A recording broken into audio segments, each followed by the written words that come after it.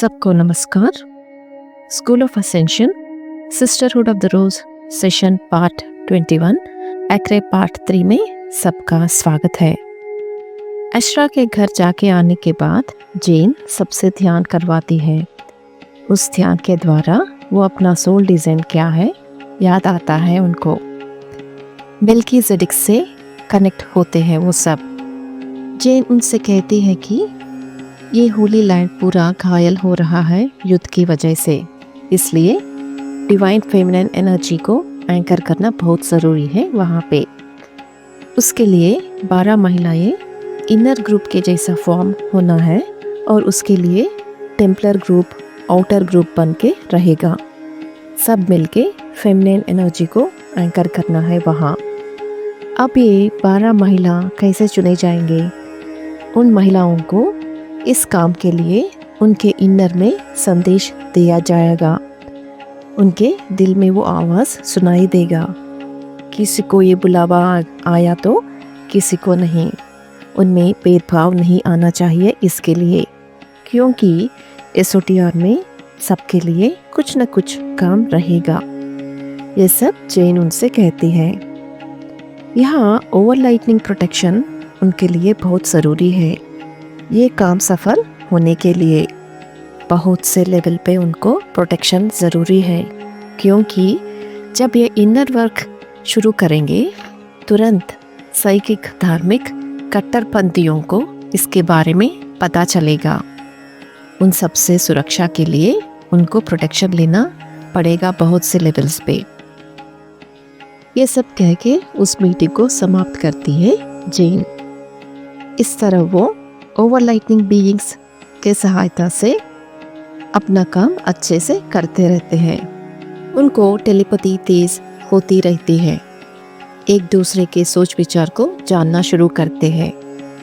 इस तरह group links भी गहरी होते जाते हैं। यहाँ एसओटीआर रिफॉर्म हो रहा है। ये इसलिए कि जो वुमेन मिस्ट्रीज मेरी मैकलिन ने सिखाया है उनको डेवलप करने के लिए। इस ओली लैंड में वर्जिन मेरी रहा करती थी, तो जो काम वो शुरू करने जा रहे हैं इससे अच्छा जगह कहाँ मिलेगा उनको, वो सब ऐसा सोचते हैं। और उनको होली लैंड के सिस्टर्स भी हेल्प कर रहे हैं इस काम में।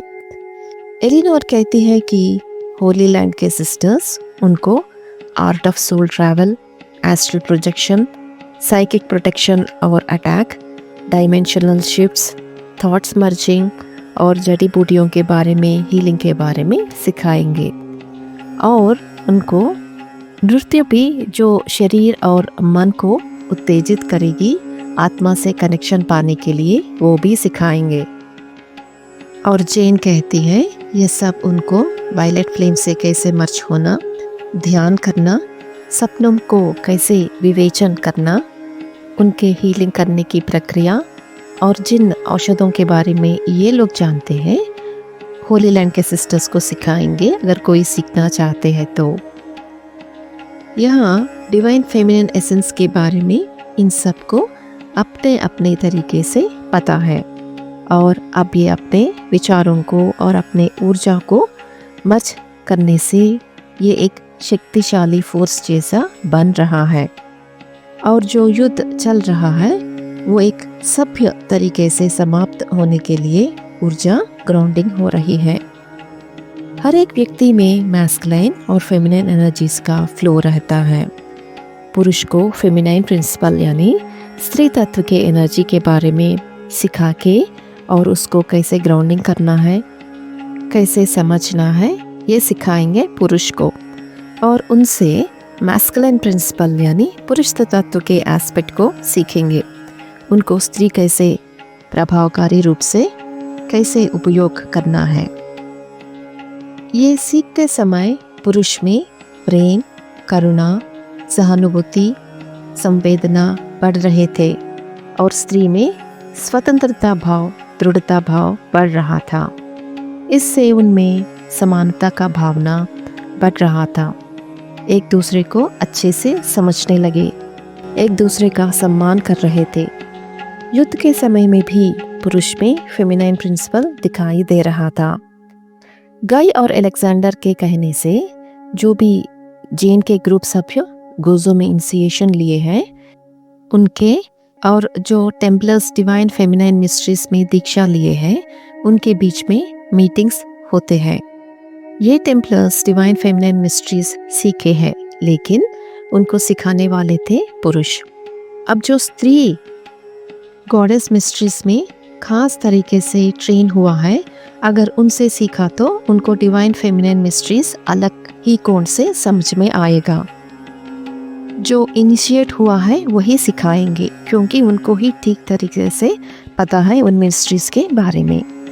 जैन का ग्रुप और टेम्पलर्स रेगुलरली अशरा का घर जाते थे और ये ट्रिप्स टेम्पलर्स को प्रभावित करते थे क्योंकि जो ज्ञान वहाँ वो प्राप्त कर रहे थे उनको बहुत अमूल्य लगता था। सृष्टि के रहस्य को गहराई से वो समझना शुरू करते हैं। एक दिन जब ये प्रकाश के गुण पे ध्यान करते हैं, टेम्पलर्स और सिस्टर्स के एनर्जीज एक होके कंबाइन होके मर्ज होके वो सब एक थर्ड लेवल को एलिवेट होते हैं। उस समय एक महान प्राणी अपने आप को लॉर्ड ऑफ लाइट कह के परिचय करवाता है। वो अपने भाई लॉर्ड ऑफ डार्कनेस के साथ रहता है, उसको भी परिचय करवाता है। उन दोनों के चारों ओर बहुत सुंदर स्त्री दिखाई देते हैं जो फेमिनाइन एनर्जी के प्रतीक है। लॉर्ड ऑफ लाइट उनसे कहता है कि लाइट और डार्कनेस यानी प्रकाश और अंधकार दोनों ही संपूर्ण का आवश्यक भाग ही है। अगर प्रकाश अंधकार के सामने है तो अंधकार नहीं दिखाई देगा और अंधकार डोमिनेट किया तो प्रकाश नहीं रहेगा। जब वो दोनों नृत्य करते हैं अलग अलग शेड्स आते हैं, लेकिन जब वो मर्ज होके घूमते हैं प्रकाश ही ज़्यादा रहता है। ये सब ध्यान करते हुए थर्ड लेवल पे पहुंचते हैं। वहाँ स्त्री पुरुष के एनर्जीज मर्ज होके स्पिन होते हैं। ऐसी स्थिति में वो जगह बहुत प्रकाशवान लगता है। यहाँ कोई भी एस्पेक्ट सही नहीं है तो बैलेंस करना मुश्किल हो जाएगा। अब कुछ टेम्पलर्स और सिस्टर्स के बीच वात्सल्य का भाव शुरू होता है, लेकिन इसको वो बढ़ावा नहीं करते थे। ये इसलिए कि ये जो भाव उत्पन्न हुआ है वो सही में प्यार है या सिर्फ मोह या लस्ट है, उनको ठीक तरीके से पता नहीं है। तो जब तक वो इन निम्न भावनाओं पर काबू नहीं पाते उस रिलेशनशिप को वो स्वीकार नहीं कर रहे थे। ये इसलिए कि कभी भी किसी का जीवन किसी के प्यार पर निर्भर नहीं रहना चाहिए। हम सोचते हैं कि प्रेम एक फीलिंग है, लेकिन वो एक वाइब्रेशन है, एक एनर्जी है। हमारा जन्म हुआ है इस वाइब्रेशन से ही। सृष्टि का मूल ही है प्रेम। इसी वाइब्रेशन से ही हमें इवॉल्व होना है और असेंड भी होना है। सृष्टि का मूल सिद्धांत है प्रेम। यहाँ बात शारीरिक प्रेम की नहीं है। जब दो व्यक्तियों के बीच प्रेम शुरू होता है और इनर से बहता है तब मैस्कुलाइन और फेमिनिन एनर्जीज का संतुलन होता है और ये सद्भाव नवीकरण उत्थान के लिए प्रतीक बन जाएगा। जब भी स्त्री और पुरुष एक होते हैं वो डिवाइन मदर और फादर को चैनल करते हैं। वो सृष्टि के एकत्व यानी वनस स्थिति में आते हैं। उस क्षण में उनका ये मिलन उनके सोल के फुल पोटेंशियल को जन्म देती है। तो प्रेम को एक उन्नत स्थिति को ले जाने के लिए वो क्षणिकानंद को प्रोत्साहन नहीं करते थे। जब हम अंतर्मुख होके आत्मनिर्भरता आएगी हमें लगता है कि इस ब्रह्मांड से हम एक हो गए हैं, तब हम अकेलापन महसूस नहीं करेंगे क्योंकि हमें लगता है कि हम एक बड़े समग्र का हिस्सा है। जब ये स्थिति आती है, जो भी ज्ञान हमें पहले बहुत कठिन लगता था समझने में, वो ज्ञान समझना हम शुरू करते हैं। इस तरह एक इंसान बदलने के लिए, इनर स्ट्रेंथ आने के लिए उसका हायर सेल्फ दिव्य संपूर्णत्व से कनेक्ट होने से होती है।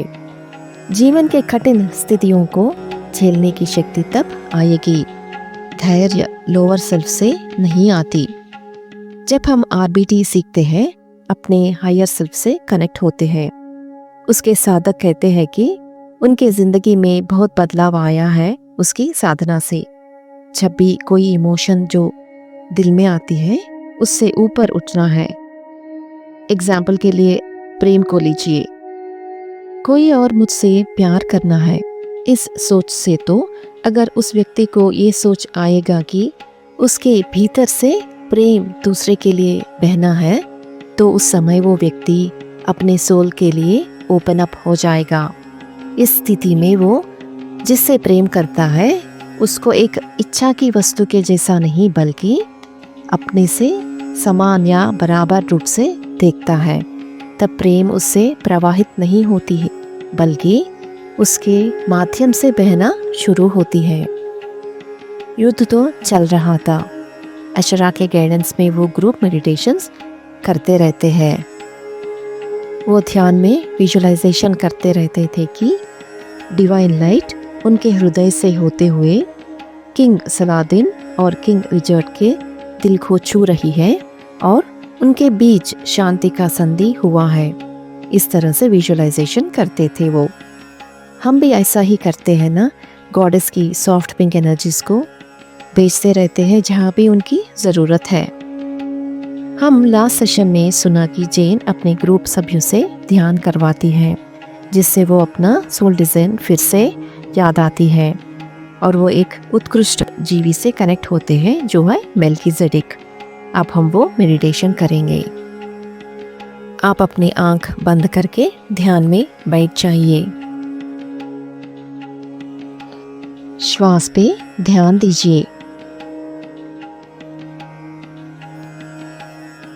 जैसा मैं कहती हूँ वैसा विजुअलाइजेशन कीजिए।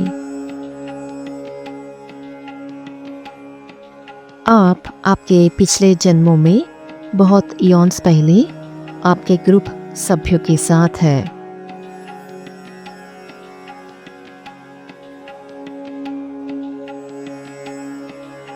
सृष्टि के गोद में आप तैर रहे हैं।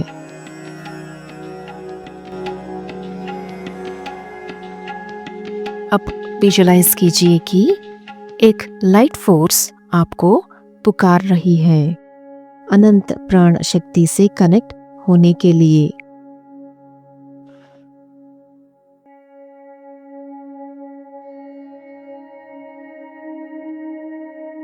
समुद्र के बगल में पहाड़ के ऊपर एक अद्भुत टेम्पल है, ऐसा विजुअलाइज कीजिए। और उस टेम्पल में आप आपके ग्रुप सभ्यों के साथ हैं।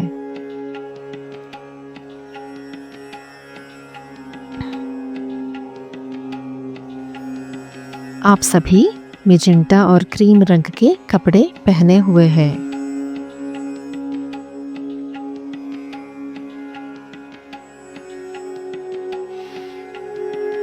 एक तेजस्वीमान महान आत्मा आपके सामने है।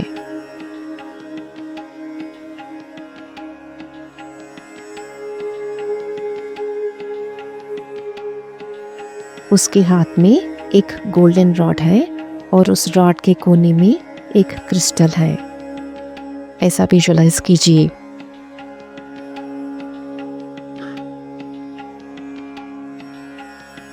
आप सब एक के बाद एक जाके उसके सामने खड़े हो रहे हैं।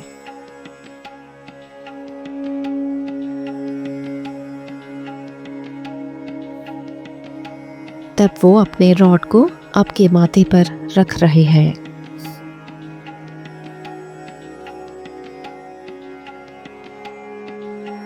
आपके सिर में प्रकाश का विस्फोटन हो रहा है। आपका पूरा शरीर प्रकाश और प्रेम से भर गया है। आप पूर्ण हो गए हैं।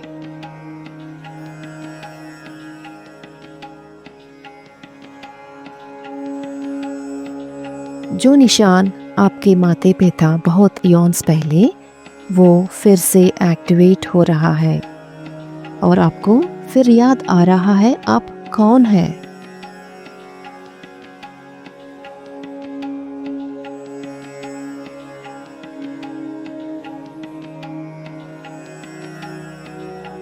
आपका सोल डिज़ाइन, सोल पर्पस आपको याद आ रहा है।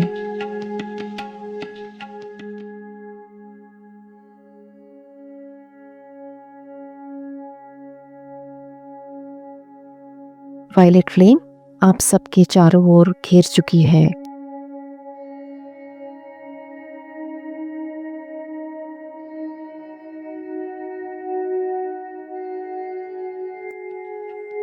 आप सभी एक तेजस्वी महान आत्मा से कनेक्ट हो रहे हैं और उनका नाम है मेल्कीजेडेक।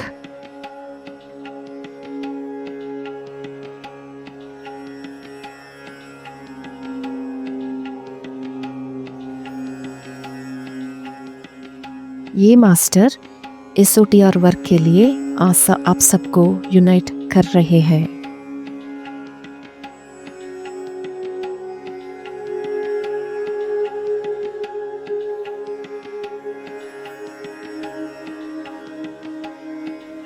उनको धन्यवाद कहिए आप सबको फिर से यूनाइट करने के लिए।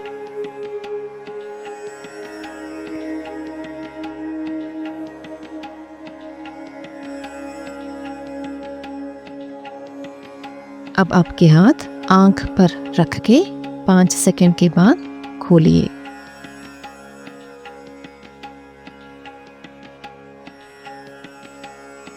अगले सेशन में उनकी ज़िंदगी में और क्या चेंजेस आएंगे और ये सब क्या गॉडेस मिस्ट्रीज सीखेंगे, हम जानेंगे। धन्यवाद। प्रकाश की विजय।